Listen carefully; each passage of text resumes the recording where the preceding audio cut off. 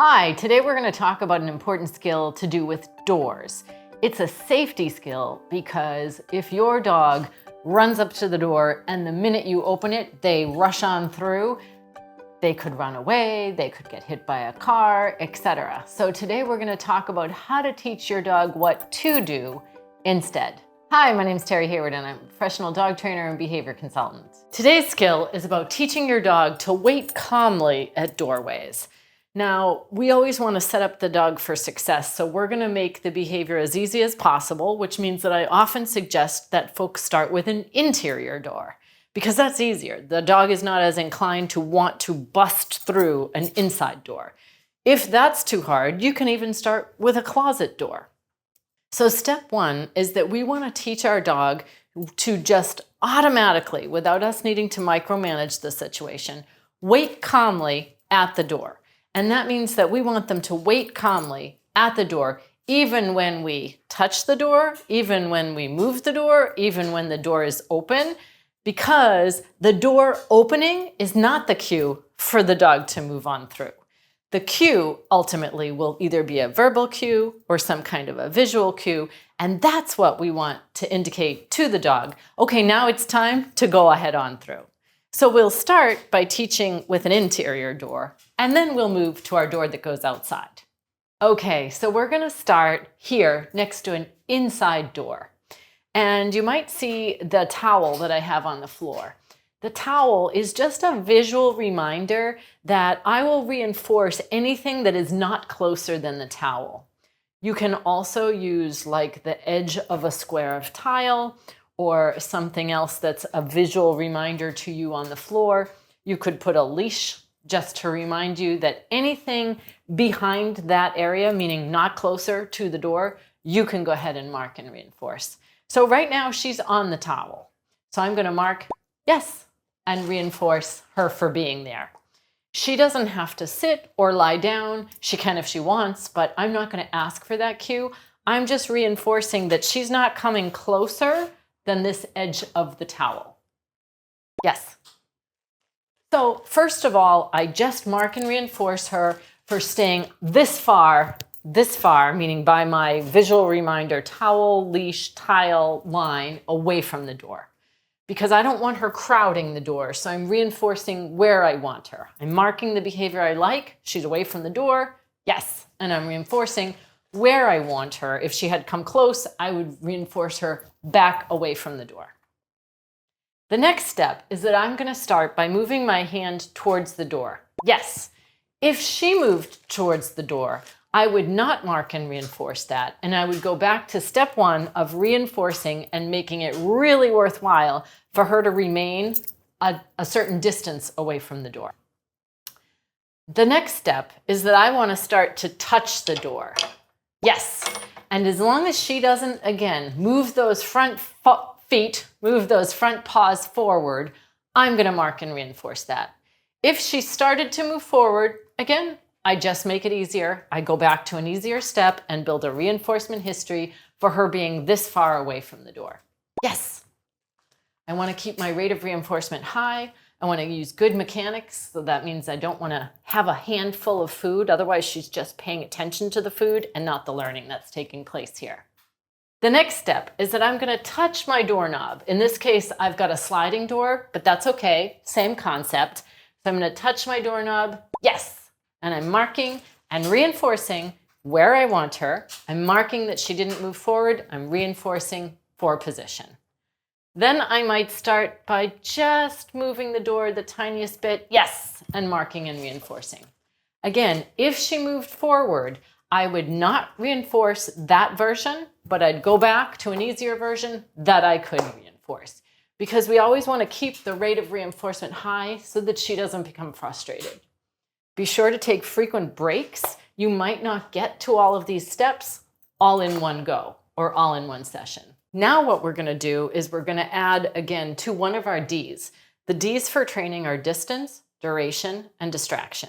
And we only want to adjust one of those criteria at a time.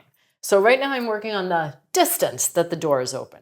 First, I'm going to make sure that she's far enough away. Yes. And I'm going to mark and reinforce, marking for what I like. She's far enough away, reinforcing for where I want her. I'm going to open my door. Yes. Close and reinforce. So I open, mark, close, reinforce. The reason I'm closing is because I don't want the dog to scoot through and accidentally practice the unwanted version of the behavior. And so I mark when I open it, close, reinforce. There's no duration of keeping the door open at this point because, again, I only want to adjust one criteria at a time. So I'm going to try that again. And again, if she struggled, if she moved forward, all I'd do is go back to an earlier step. Maybe I'd go back to touching the door. Maybe I'd even take the steps all the way back to just reinforcing her where I want her, which is far enough away to begin. Yes. And even as we're going along, I can keep reinforcing her for where I want her to be as we're working through the harder versions. I'm going to open it further this time. Yes. So I marked the second it was open, reinforced where I want her. Again, she doesn't need to remain on this towel. That's just a visual reminder for me that I'm not going to reinforce her if she comes closer to that place. So instead of saying stay or wait, and I'll link another video below to my stay explanation video, I just want to make it more reinforcing for her to choose to remain there. So before you move to an outside door, this is my door that leads to the outside, you might want to practice on your interior door with your dog's harness and leash on so they don't automatically have an environmental cue that, oh, this is the real deal. Because when you get to your outside door, you want to have a safety element in play. So you want to make sure that your dog has their leash on so they can't, even if it was accidental, get through to the outside. So in this case, I don't have my towel, but I have a rug by the door. And my visual reminder is that I'm going to reinforce her off the rug because I don't want her any closer than that to the door. Yes. And again, if she was to come, I'm going to give you an example. Let's say that she came here, not because I treated her there, but let's say her feet were on the rug. I'm going to say, okay, I don't want her there. So I'm going to mark, yes. And then I'm going to reinforce her back here where I do want her, which is off the rug. So now I'm going to start over again, starting back at the easiest part. I'm going to reach my hand towards the door. Yes, marking and reinforcing for her not moving. I'm going to touch the door handle. Yes, marking and reinforcing for her not moving. I'm going to turn the door handle. Yes, marking and reinforcing for her not moving. And then I'm going to just open it a tiny bit. Yes, remember we mark, close, reinforce. And we gradually add more of the door being open. At the beginning, when we start adding our cue, once we are able to open the door, yes, and she doesn't move, then I'll give my cue as long as she doesn't move before the cue. So in this case, let's say I give a verbal cue free, and then she doesn't know that cue. So I'm going to toss my treat through the door as I'm saying free.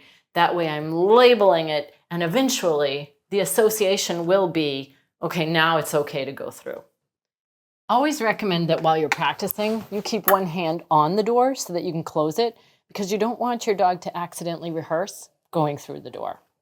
So now we're at our final step where she's waiting on the other side of the rug. Yes. Again, I'm just dropping my hand so that I can show you what's going on over here. But I would then open the door, toss my treat, free. Now, if she moved before I said the cue or gave the visual cue, I would just close the door and start over. Because, yes, she's not allowed to move forward until I give the cue. Yes, so I'm going to reinforce her where I want her. Again, normally I'd be holding that door. Hey, buddy. Right here. Yes, I'm reinforcing where I want her, which is off of my rug. Yes. My moving towards the door, yes, is not the cue. My hand reaching towards the door is not the cue. Free. Only after I give the cue should she move through the door. And eventually you should be able to work such that you can have other distractions going on. You can have the door open for duration. and your dog won't move because the door is opening or you're moving towards the door, which are not the cues, it's only after you give your release cue that she can go ahead through. Thanks for watching. See you next time.